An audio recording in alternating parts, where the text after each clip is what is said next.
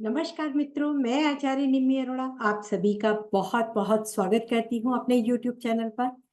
मित्रों, जैसा कि मैंने कहा था, मैं वर्षफल कुंडली लेके आने वाली हूँ। सबसे पहले आपको आने वाले नव वर्ष, हिंदी नव वर्ष की अनेक अनेक शुभकामनाएं। मित्रों, हम आज इसके लिए, नव वर्ष के लिए बहुत ही ज्यादा विस्तार से जानकारी दूंगी मैं आपको, जो कि आपको विशेष फलित जो होंगे वो वर्ष की ग्रहण की जानकारी भी होगी। चैत्र नवरात्रि कब से है, घट स्थापना का समय क्या है, उसके बारे में भी हम जानेंगे और देश की कुंडली के लिए भी हम देखेंगे। तो विक्रमी संवत 2081 वर्ष कुंडली सन 2024-25 के लिए क्या कहता है ये नव वर्ष, आइए जानते हैं। श्री गणेशाय नमः। आप सभी को नव वर्ष की हार्दिक शुभकामनाएं। यह वर्ष आप सभी के लिए बहुत बहुत शुभकामना लेकर आए। तो हमारा जो नव वर्ष का आरंभ होता है, सूर्य और चंद्र की जब आखिरी नक्षत्र पर, अंतिम नक्षत्र पर एक ही डिग्री पर आते हैं, इसे सूर्य विधि चार्ट भी बोला जाता है। माह और हिंदी माह के अंत में जो फाल्गुन माह है, हिंदी के जो माह चैत्र माह से आरंभ होते हैं, फाल्गुन माह आखिरी माह होता है, जो मीन राशि में सूर्य और चंद्र का एक साथ रेवती नक्षत्र में एक ही डिग्री पर होना और उस अमावस्या के बाद की जो डिग्री है वह चैत्र माह का आरंभ देती है। तो यह 8 अप्रैल को अमावस्या है, जो रात के 23:50 पर सूर्य की डिग्री और चंद्र की डिग्री 11 sin 25 डिग्री 12 मिनट पे रेवती नक्षत्र अंतिम चरण जो इनके होंगे और अमावस्या की अंतिम प्रतिपदा का आरंभ दोनों ही इसमें होता है। क्योंकि हम ये तो आप जान चुके हैं, हर अमावस्या के बाद हिंदी माह का आरंभ होता है।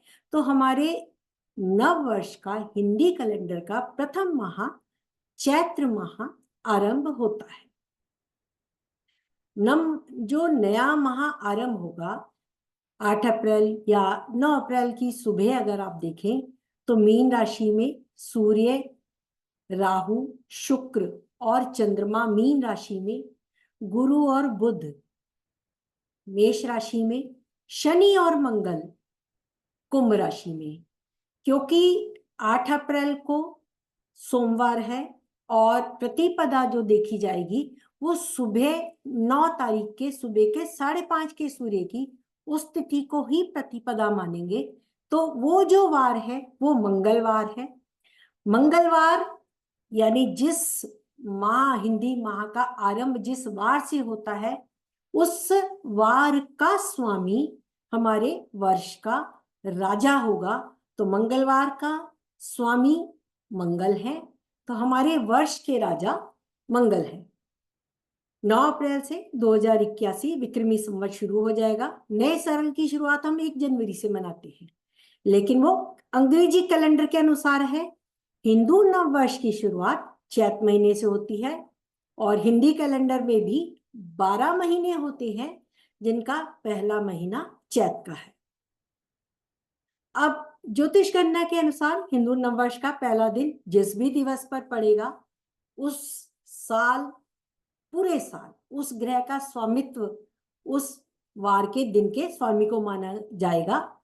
और मंगल के साथ इस साल का नया नाम जो है वो क्रोधी है, यानी इस साल संवत के राजा मंगल होंगे। और जिस समय सूर्य मेष संक्रांति जिस दिन करेगा, उस दिन के वार के स्वामी को हम मंत्री बनाते हैं। 13 अप्रैल 2024 मेष संक्रांति होगी। सूर्य जब भी नए राशि प्रवेश करता है उसे संक्रांत बोलते हैं। मेष संक्रांति शनिवार के दिन होगी, तो सूर्य मेष राशि में शनिवार के दिन प्रवेश कर रहे हैं, इसलिए हमारे वर्ष के मंत्री शनि हैं। इस कुंडली में सूर्य जब मेष राशि में प्रवेश कर रहे होंगे तो काल पुरुष के धर्म के स्वामी गुरु पहले से ही वहां विराजमान है। तो यहाँ पे काल पुरुष के पंचमेश, उच्च के और काल पुरुष के नवमेश, उच्चेश सूर्य के साथ धर्म त्रिकोण को बलि करेंगे। और इसमें जो मेष राशि का स्वामी यानी जिसकी राशि में वो धर्म त्रिकोण बलि कर रहे हैं वह स्वामी इस वर्ष राजा है। तो ये कॉम्बिनेशन जो बन रहा है धर्म त्रिकोण का, उच्च के सूर्य के साथ धर्म त्रिकोण इस वर्ष जो बलि है, धर्म भाव पर किसी पाप ग्रह की दृष्टि भी नहीं है और काल पुरुष के धर्म भाव पर चंद्रमा की दृष्टि शुभ दृष्टि है। तो ये हमारे देश में सुखों का संचार करेगा। सभी युद्ध में सम्मिलित होने वाले देश भी हमारे देश की ओर देखेंगे और उसमें बीच बचाव के लिए हमारा देश आगे आएगा और अन्य लोगों के देशों के व्यक्तियों की उनकी देशों की आवश्यकताओं की वस्तुओं का निर्यात करेगा। साथ ही संयुक्त राष्ट्र जैसी संस्था में भारत की मजबूती और बढ़ेगी, वृद्धि होगी, विश्व में भारत का मान सम्मान बढ़ेगा। आगे चलते हैं वर्षेश मंगल और मंत्री शनि के जो युति है उसके क्या सामान्य फल है। इस वर्ष के राजा मंगल होने से और विक्रमी संवत का नाम क्रोधी होने से यह मंगल किसी को बख्शने वाला नहीं है।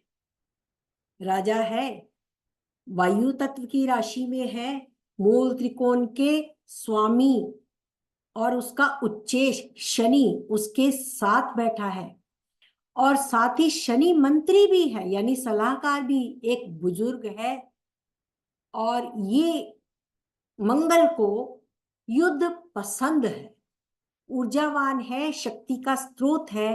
तो इस वर्ष हमारे देश में सब में शक्ति का बहुत संचार होगा। आप देखेंगे कि मंगल जब भी ऊर्जा देता है और जिस घर में बैठता है उसको अपना शस्त्र बनाता है। तो मैं कहूंगी बुजुर्ग उसके शस्त्र बनने वाले हैं। वायु में अफवाहों का बाजार गर्म होगा। मंगल की भूमि मंत्री के घर से आरंभ होने से शनि धीमे धीमे गर्मी फैलाएगा, ऊर्जा को बढ़ाएगा और ये शनि दंडाधिकारी है, ये मंत्री दंडाधिकारी है। और जब भी सूर्य मकर से निकल के स्नान करते हैं, लोग अपने पुत्र के घर में हर्षित होके जाता है, गंगा स्नान करते हैं, मकर संक्रांत करते हैं, फिर कुंभ का मेला इस लगता है कुंभ में जाके, तो वहां से वो जो वर्डिक्ट इकट्ठी करता है शनि से, जो वो उसने इकट्ठा किया किसने क्या पाप किया क्या पुण्य किया, ये एक पोटली इकट्ठी करता है और वहां फिर वो उच्च की राशि में जाता है, अपने उच्च के घर में जाके वो न्याय करता है। और इस बार न्यायाधीश गुरु भी साथ में है और जो उसका स्वामी है वो वर्ष का राजा है। तो इन दोनों का साथ संपूर्ण विश्व में चिंता, शोक और युद्ध की स्थिति जो होगी उसमें आग में घी का काम तो करेगा। मंगल को हथियार पसंद है क्योंकि वो सेनापति है और अगर सेनापति को वायु का हथियार मिल जाए, बुजुर्गों का हथियार मिल जाए, कुंभ की राशि यानी पानी में छिपकर वार करने वाला ये मंगल है। तो अब जब मंगल आगे बढ़ेगा वो आपको इस वर्ष आगे बढ़ते हुए बहुत से अनेक प्रकार के हथियार देखने को मिलेंगे। इस वर्ष नए नए हथियार, बम, गोले, नई तरीके की टेक्नोलॉजी, क्योंकि टेक्निकली ग्रह दोनों साथ में है शनि और मंगल, तो नई नई टेक्नोलॉजी भी हथियारों में देखने को मिलेगी। जब मंगल राहु के साथ आ जाएगा मीन राशि में तब रासायनिक हथियार भी अधिक देखने को मिलेंगे। यानी उस वक्त रासायनिक जैविक हथियारों से युद्ध लड़ा जाएगा, या उसके द्वारा फिर से, जैसे पहले कोरोना की बीमारी एक वजह से आई है जो हमें चीन में जैसे हुआ रासायनिक का उत्पाद, तो अब फिर से ऐसा कुछ हो सकता है कुछ समय के लिए, क्योंकि मंगल राहु के साथ मिलके, और वहां पे गुरु भी अपना रोल निभाएगा। मीन राशि में सूर्य भी जब स्टार्ट हुआ चैत माह, तब सूर्य शुक्र राहु वहीं पर थे, तो ये उसका असर भी बहुत अधिक होगा। सबसे बड़ी बात, राहु के साथ मिलके ये मंगल कोई ऐसा कांड जरूर होगा, क्योंकि राहु जब भी इन राशियों में आता है, सलाहकार की राशि में आता है, तो कानून में परिवर्तन करता है, तो ये कानून में परिवर्तन भी देगा। दंडाधिकारी कुंभ राशि में बैठकर मंगल सहित जहां भी युद्ध की स्थिति है वहां बम के गोले बरसाएगा। शनि और मंगल दोनों के प्रभाव से देश और विदेश में राजनीतिक उठापटक भी देखने को मिलेगी। शनि की दृष्टि उत्तर पश्चिम देशों के लिए बहुत हानिकारक होने वाली है। ये इसकी पश्चिमी दृष्टि है, पश्चिम दिशा की ओर है, तो उस जहां शनि की दृष्टि है, ये युद्ध में आग में घी डालेगी, ये भी ऐसा कार्य करेगी। इस वर्ष के दुर्गेश मेघेश और फलेश शुक्र है, जो अति वर्षा, बाढ़, पानी का, ग्लेशियर का पिघलना, पानी की अधिकता, बर्फ का पिघलना, हिमस्खलन जैसी दुर्घटना, इन सब के साथ साथ फल फूल हरी सब्जियों का उत्पादन कम रहेगा और महंगाई बढ़ेगी। साथ ही गुरु की राशि मेष में होने से, शुक्र के दुर्गेश होने से धर्म स्थल की सुरक्षा अच्छे से नहीं हो पाएगी, क्योंकि शुक्र अपनी लड़ाई अलग तरीके से लड़ता है, वो तंत्र मंत्र का सहारा लेता है। शुक्र संजीवनी भी है, यानी लोगों को जीवन दान भी देता है, किंतु धर्म स्थल पर इस बार धर्म त्रिकोण बलि होने पर और मंगल के राजा होने से जब दो गुटों की लड़ाई होगी, उस झगड़े को शुक्र संभाल नहीं पाएगा, क्योंकि गुरु और शुक्र दोनों शुभ ग्रह हैं। उनकी लड़ाई हथियारों की नहीं है, उनकी लड़ाई ज्ञान की है, और ज्ञान जब लड़ाई हो तो किसी को समझ में नहीं आता है। ज्ञान तब समझ में आता है जब लड़ाई हो चुकी होती है, तो जिससे जान माल की बहुत हानि होगी।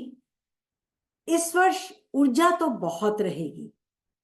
शनि भी न्यायाधिकारी अपने पूरे वर्ष मंत्री होने पर अपने दंड की राशि में बैठा है, तो बहुत लोगों को दंड भी मिलेगा, मंगल द्वारा मिलेगा, सूर्य द्वारा मिलेगा।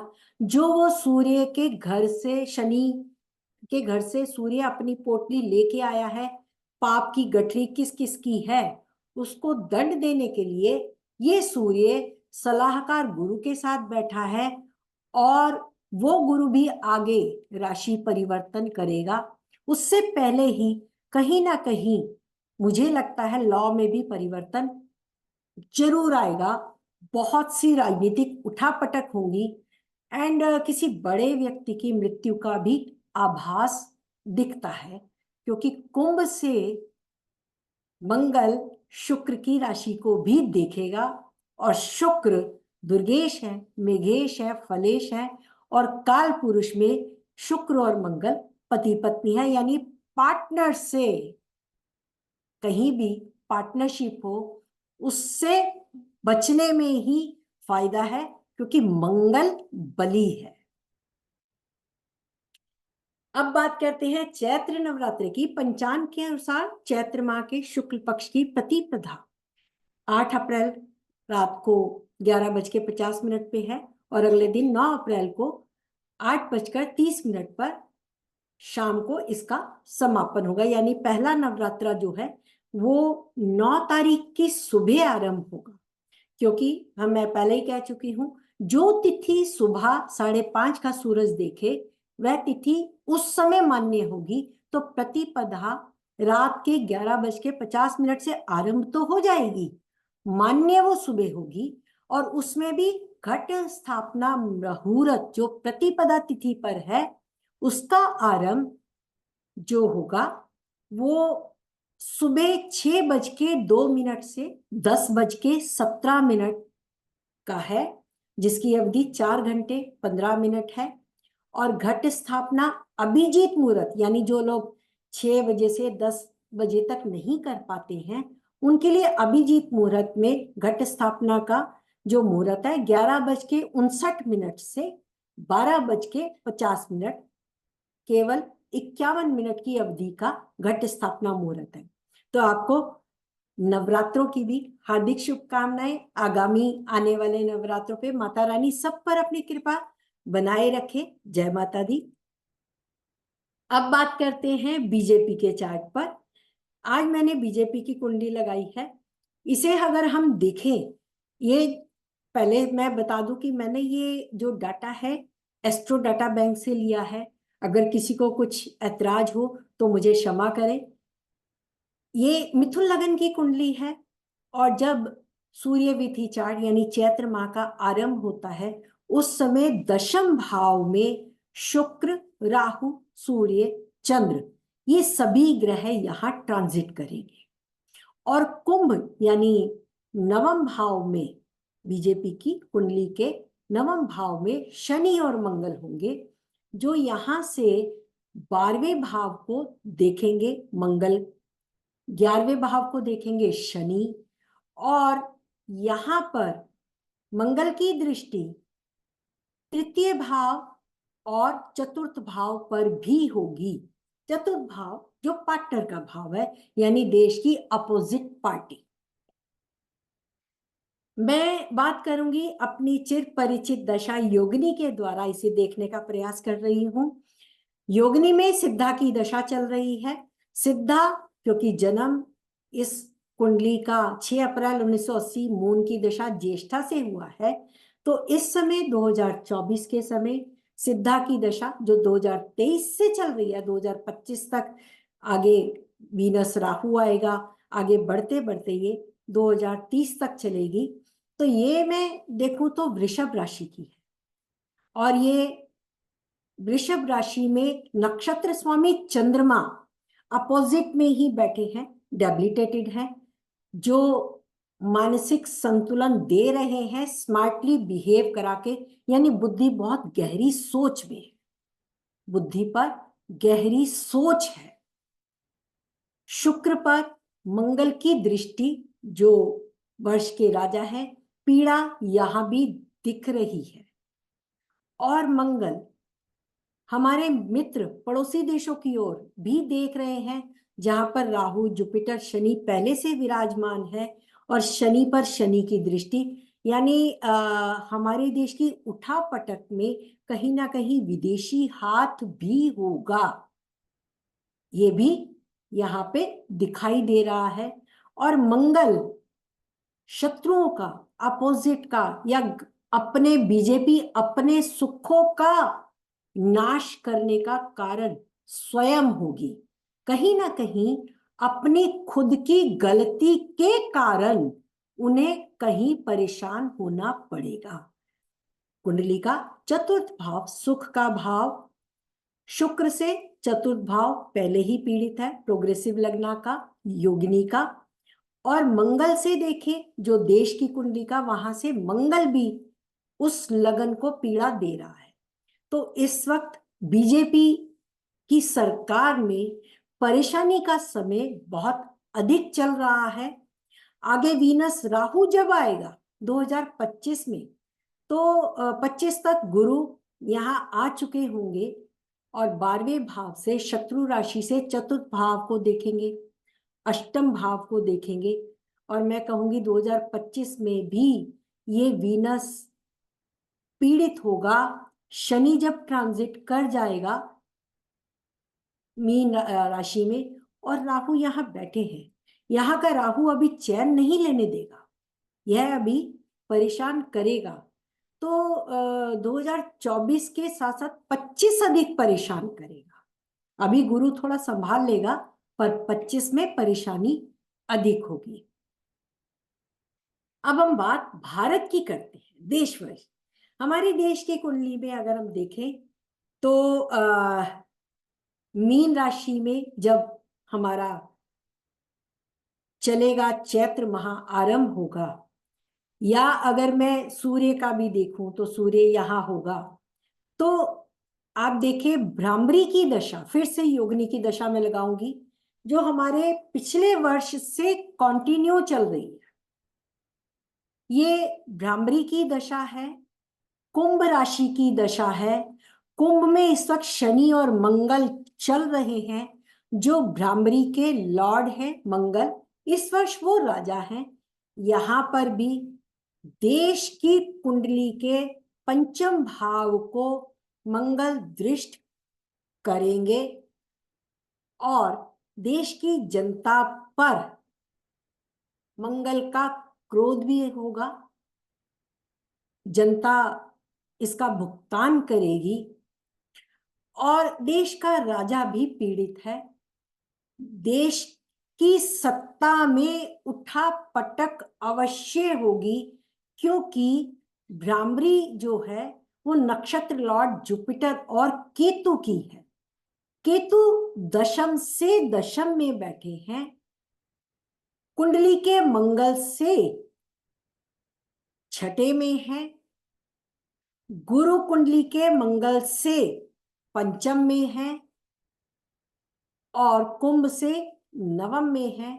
तो यहाँ पे भाग्य तो देख रहा है, किंतु मैं फिर ये कहूंगी कि ये बहुत ज्यादा, बहुत ही अधिक चेंज लाने वाला है, सत्ता में परिवर्तन लाने की दशा है।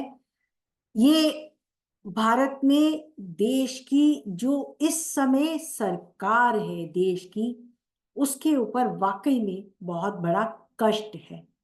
जब तक कि मंगल आगे नहीं बढ़ जाता, क्योंकि आगे बढ़ेगा, मीन में जाएगा, राहु से मिलेगा। जब वो मंगल राहु में होगा और शनि भी आ जाएगा, देश के कानून में बदलाव आएगा, और यहाँ पे बैठ के मंगल धन भाव को देखेगा। धन से संबंधित चीजें, धन से संबंधित बातें बाहर आएंगी, लॉजिक लगेगा और तर्क वितर्क होगा। शनि और मंगल दोनों राहु के साथ होने पर जजमेंट यहां आ रहा है, लेकिन शनि मंगल राहु का संबंध या शनि मंगल का संबंध एक वकील और जज का संबंध भी है। तो इस वर्ष कोर्ट केस में बहुत ज्यादा तर्क वितर्क होने वाले हैं, क्योंकि मरकरी जुपिटर के साथ, मरकरी अपने वक्री अवस्था में आ रहा है देश की कुंडली में, मेष राशि में। तो जो भी वर्डिक्ट होगी गुरु के द्वारा, वो अपनी पिछली वर्डिक्ट को देखते हुए आगे बढ़ेगा। मैंने पहले क्या बोला था, इन बातों को रिपीट किया जाएगा। पहले क्या कहा था, अब क्या हो रहा है, जिसके कारण से कानून में बदलाव आएंगे। एक नया जो विषय है कि हमारी सूर्य कुंडली जो लग्न बनाती है वो बहुत पवित्र होती है, जो सूर्य को आधार मानकर बनाई जाती है, क्योंकि सूर्य व्यक्ति के शरीर, सफलताओं, धन, वैभव, मान सम्मान, इन सभी ग्रहों पर उसके असर से हमें प्राप्त होता है। सूर्य की कृपा के बगैर इस प्रकार के किसी भी मंगल कार्य की कल्पना करना भी एक झूठ है, मिथ्या है। पृथ्वी सहित सभी ग्रह सूर्य के चारों ओर परिक्रमा करते हैं। तो सूर्य तेज, आत्मा, सम्मान, राज्य, सरकार, पराक्रम और क्रोध का प्रतीक है। पवित्र सूर्य कुंडली को दक्षिणाभिमुख करके रखें, क्योंकि दक्षिण दिशा में यमराज का द्वार है। माता भद्रकाली इस द्वार से कोई भी बुरी आपदा को नहीं आने देती। माता के दक्षिण दिशा की तरफ देखने के कारण हारी बीमारी को रोकने, आपदा को रोकने के लिए माता को दक्षिणेश्वरी माता के नाम से भी जाना जाते हैं। तो माता काली को नमस्कार करते हुए भाग्य की दुनिया में हम चैत्र नवरात्र पे सबका स्वागत करते हैं। पवित्र सूर्य कुंडली इष्ट देव को मान करके ही बनाई जाती है। सूर्य देव को इष्ट माने, उन्हें मानकर बनाएं। और वेदों में सूर्य देव की आराधना सर्वोपरि है। स्वयं सूर्य देव को भी भगवान विष्णु का साक्षात रूप कहा गया है। और यहाँ तक कि गायत्री मंत्र भी सूर्य की आराधना में ही आता है, जो कि एक बहुत ही इंपॉर्टेंट महत्वपूर्ण आध्यात्मिक मंत्र है, जो आपको बहुत आत्मिक रूप से शुद्धता देता है और पवित्रता देता है। ग्रहण इस साल हमारे देश में 2 सूर्य ग्रहण, 2 चंद्र ग्रहण होंगे। 9 अप्रैल 2024 से 29 मार्च 2025 तक ये 4 ग्रहण यानी 2 सूर्य 2 चंद्र ग्रहण जो होंगे, ये बहुत खुशी की बात मैं कहूंगी एक तरीके से कि यह ग्रहण भारत की धरती पर, भारत की भूमि पर कोई भी ग्रहण दिखाई देने वाला नहीं है। ये यहाँ दृश्यगत नहीं होंगे, विदेशी दृष्टि धरती पर दिखाई देंगे। इसलिए इस वर्ष कोई भी ग्रहण या सूतक मानने की आवश्यकता नहीं है, क्योंकि मित्रों जब ग्रहण लग ही नहीं रहा इस वर्ष हमारे देश पर, तो हमें किसी भी सूतक की आवश्यकता नहीं सॉरी, तो हमें सूतक भी नहीं लगेगा। और हमारा देश इस वर्ष ग्रहण के दोष से मुक्त है। तो आशा करती हूं ये वर्ष आप सभी के लिए बहुत बहुत शुभकामनाएं लेके आए, सबके काम बढ़े। टेक्निकल वर्क करने वालों के लिए ये देश बहुत अच्छा है। टेक्निकल एजुकेशन वालों के लिए, इंजीनियरिंग या कोई भी टेक्निकल वर्क जो जिन्होंने करना है, कंप्यूटर इंजीनियरिंग हो, कोई भी प्रकार की इंजीनियरिंग हो, सॉफ्टवेयर हो, इससे रिलेटेड काम करने वालों के लिए ये बात बहुत ऊर्जा देने वाला है। बुजुर्गों को ख्याल रखने की आवश्यकता है और इस वर्ष सबको न्याय मिलेगा, ये मेरी अपनी सोच है। क्योंकि दंडाधिकारी मंत्री है और राजा जो उसी की मंत्री की राशि में उच्च का होता है, उसकी मूल त्रिकोण में है। और शनि और मंगल का संबंध न्यूट्रल है। इसलिए ये दोनों मिलकर इस वर्ष हमारे देश में बहुत सी परियोजनाएं भी निकाल सकते हैं और बहुत सी आगे आने वाली योजनाएं कार्य करेंगी। तो आशा करती हूँ आपको ये वीडियो पसंद आएगा। थोड़ा बड़ा बन गया है, लेकिन वर्ष कुंडली है तो मैं चाहती थी कि आपको एक ही बार में सारी सुविधाएं मिल जाए। आशा करती हूँ आप इसे सब्सक्राइब करेंगे, अपना प्यार बनाए रखेंगे। Thank you so much.